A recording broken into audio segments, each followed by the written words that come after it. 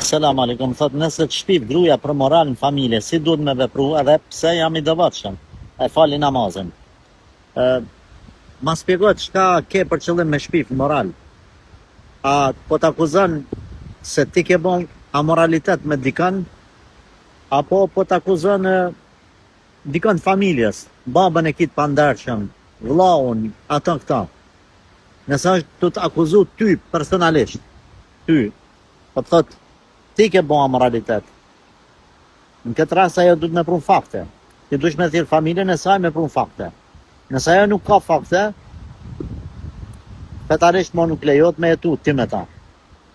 Duhesh me nda.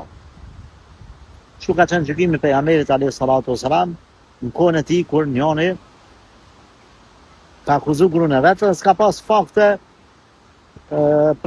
s'ka pas fakte. Ama e ka pa në amoralitet.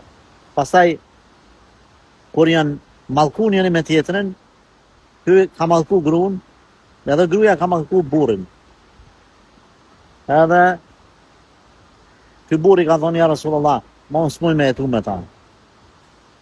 E kum pa në moral, e kum akuzu në fakt, ajo si duket ka ndodhur për një men që ka bërë moralitet, për të mos smuj me jetu me ta. Edhe prej atëherë pejgamberi sallallahu alajhi wasallam ka vendosur ligjin që nëse dikush akuzon bashortin njëri tjetrin, edhe nëse nuk kanë argumente pastaj për të vërtetuar, po shkojnë te kadia të gjykatësi, akuzojnë ose e thinin familjen e vajzës.